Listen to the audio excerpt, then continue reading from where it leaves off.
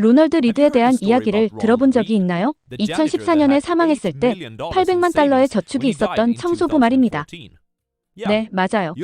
청소부가 800만 달러를 가졌다고요. 그가 복권에 당첨되거나 돈을 상속받은 것도 아닙니다. 그는 제 할 일을 하다 평생 동안 꾸준히 저축을 하면서 복리의 경이로움을 누렸습니다. 교훈은 돈에 대한 당신의 행동이 당신이 얼마나 똑똑한지 보다 더 중요하다는 것입니다.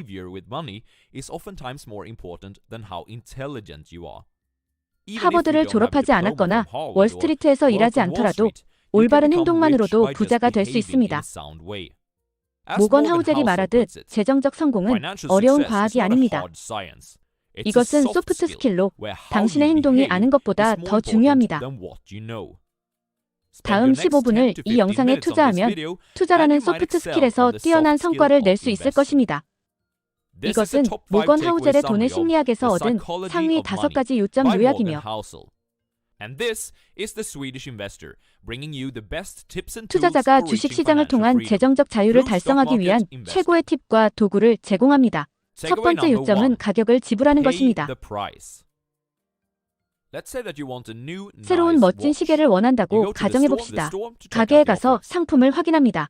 당신은 친구들과 당신의 사랑스러운 여성을 감동시킬 무언가를 정말 원하고 있습니다. 이제 선택이 있습니다. 시계를 사거나 훔쳐서 도망칠 수 있습니다. 당신은 이미 유산소 운동을 했으니까요, 맞죠? 내 생각에는 당신이 신체 능력에 관계없이 옵션 1번을 선택할 것 같습니다. 카드를 꺼내서 그걸 긁고 올바른 일을 할 것입니다. 핵심은 새로운 시계를 가지는 것이 비용이 따른다는 것입니다. 투자도 마찬가지입니다. 그것도 비용이 듭니다. 이 채널의 영상은 전반에 걸쳐 높은 수익을 위한 몇 가지 반복되는 교훈이 있으며 그중 하나는 피터 린치와 함께 다소 집중된 포트폴리오일 수 있습니다. 집중된 포트폴리오는 당신의 성과의 특징을 가져옵니다. 변동성이 클 것입니다. 이는 주식시장에서 장기적으로 높은 수익을 얻기 위한 대가이며 만약 당신이 순자산이 단 한 주 만에 20% 감소할 때 이를 견딜 수 없다면 그 과정을 계속할 수 있는 마음의 준비가 되어 있지 않다는 것입니다. 주요 보유 자산이 분석가들이 예상한 것보다 낮은 분기 실적을 보고할 때 수익을 극대화하려고 하지 마십시오. 수익이 높을수록 일반적으로 이대가도 더 높아집니다. 만약 당신이 10년 전 넷플릭스의 밝은 미래를 상상할 수 있었다면 당신은 순자산의 큰 부분을 그 주식에 투자했을 것입니다. 오늘날 꽤 부유한 사람이 되었을 것입니다. 하지만 이 여행의 대가를 지불할 여유가 있으신가요? 넷플릭스는 이 기간 동안 많은 주요 하락을 겪었습니다. 예를 들어 2011년에 넷플릭스가 수많은 고객을 잃고 주가가 정점에서 80% 하락했을 때 당신은 그 배에서 가만히 앉아 있었을까요? 당신의 포트폴리오 수익률은 끔찍해 보일 것입니다. 당신은 배우자와 자녀들에게 무엇이라고 말할 것인가요? 당신이 가족의 미래를 위험에 빠뜨렸을지도 모른다는 사실을 알고 그들과 마주하는 것을 견딜 수 있겠습니까? 넷플릭스에 거의 모든 것을 투자하는 것이 좋은 생각이라고 여전히 생각하십니까? 물론 이것은 극단적인 예입니다. 하지만 넷플릭스에 전부 투자하는 것보다 덜 극단적인 투자 방법이 있다 하더라도 변동성의 대가를 치러야 할 것입니다. 예를 들어 1980년에 S&P 500 지수 펀드를 구매했다고 가정해보겠습니다. 당신의 투자 포트폴리오가 최고점에서 20% 하락했을 때 약 13년을 50% 하락했을 때 약 8개월을 겪어야 했습니다. 그건 힘든 일입니다. 주식시장의 투자는 다른 몇 가지 옵션처럼 부를 창출할 수 있게 해주는 훌륭한 것입니다. 하지만 스스로를 속이려고 하지 마십시오. 그것은 공짜로 오지 않습니다. 모든 투자자는 변동성을 경험하게 되며 이는 더 밝은 미래를 위해 지불해야 하는 대가로 봐야 합니다. 두 번째 요점은 결코 충분하지 않습니다. 누군가에게 200만 달러의 보너스를 주는 것은 매우 흥미로운 현상인데 그 사람이 옆에 있는 사람은 210만 달러를 받았다는 사실을 알게 되면 그는 다음 1년 동안 아프게 됩니다. 자본주의는 두 가지를 잘하는데 부를 창출하고 질투를 생성하는 것입니다. 이웃, 동료, 친구들을 초월하고자 하는 욕구는 여러분의 노력을 자극하고 정말로 성공하기 위해 노력하는 데 도움이 될 수 있습니다. 물론 더 생산적이고 의미 있는 일을 하도록 동기를 부여받는 것은 좋은 일입니다. 하지만 사회적 비교는 우리가 결코 충분하지 않다고 느끼게 만들 수도 있습니다. 통계 몇 가지를 살펴봅시다. 미국에서 상위 1%의 소득을 올리려면 연간 약 50만 달러를 벌어야 합니다. 그것은 매우 전문화된 의사가 버는 금액입니다. 그를 빌이라고 부르겠습니다.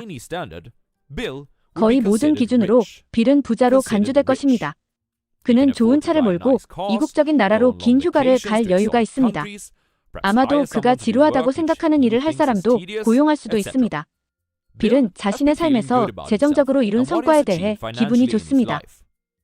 그것은 그가 햄프턴에 휴가용 집을 사서 이웃이 스탠이라는 것을 깨닫기 전까지만 해당됩니다. 스탠은 상위 1% 중에서도 상위 1%에 속합니다. 그는 무려 연봉 1천만 달러라는 엄청난 규모의 상장 기업의 CEO입니다.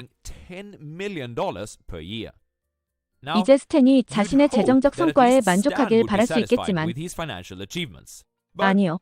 이 사람은 마이클 조던의 어린 시절 친구였고 이 전설적인 농구 선수는 1% 중에 1% 중에 1%에 속하는 사람입니다. 마이클의 약 20억 달러의 재산과 비교하면 스탠리의 1천만 달러 연봉은 갑자기 아주 적은 돈처럼 보입니다. 여기서 끝나나요? 글쎄요, 그렇지 않아요.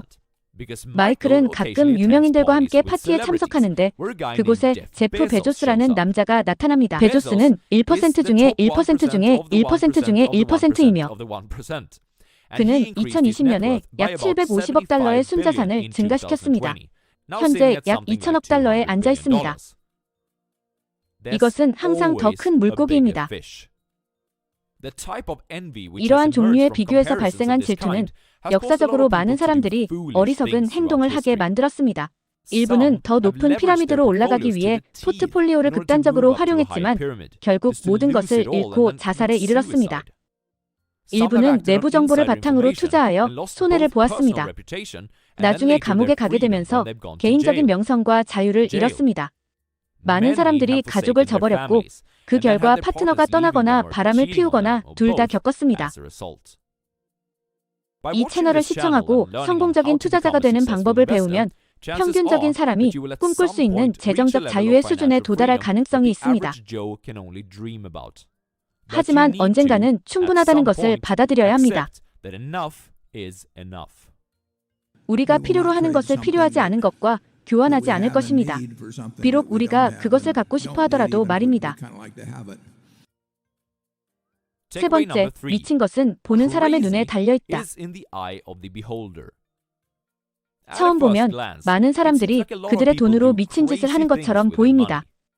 어떤 사람들은 터무니없는 물건에 터무니없는 돈을 쓰고 어떤 사람들은 돈을 매트리스 아래에 숨깁니다.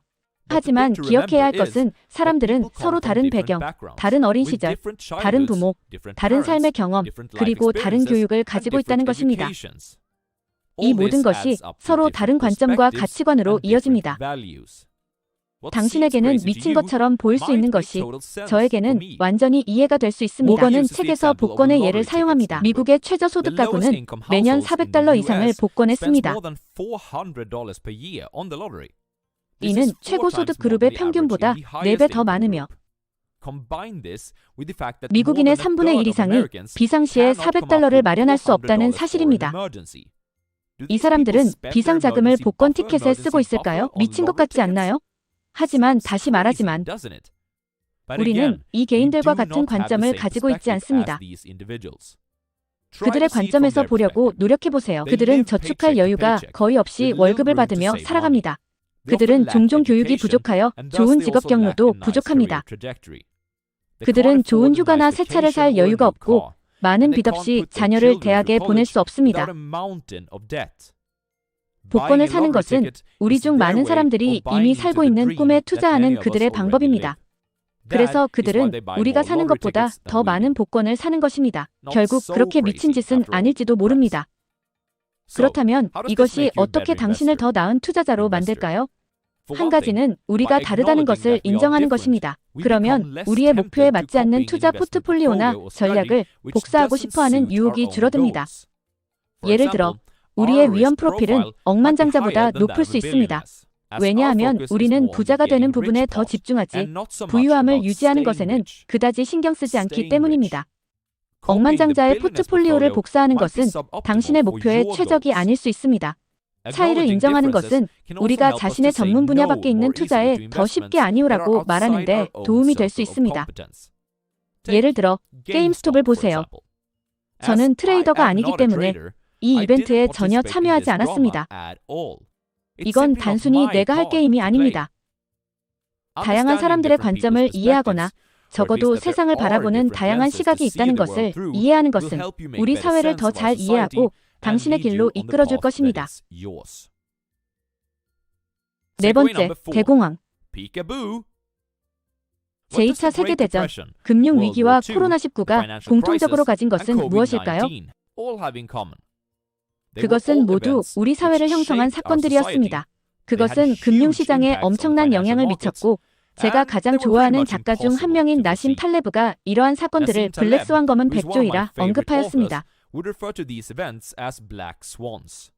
블랙스완의 정의는 바로 이것입니다. 1. 이것은 이례적인 사건입니다. 이전에 발생한 어떤 것도 사건의 가능성을 설득력 있게 지적할 수 없습니다. 2. 극단적인 영향을 미칩니다. 3. 사건이 발생한 후에만 설명할 수 있습니다. 인간의 본성은 우리가 그것이 일어날 것이라고 미리 알 수 있었어야 한다고 믿게 만듭니다. 1987년 블랙 먼데이를 상상해 보십시오. 하루 만에 시장 가치의 거의 4분의 1이 사라지는 것에 어떻게 반응했을까요?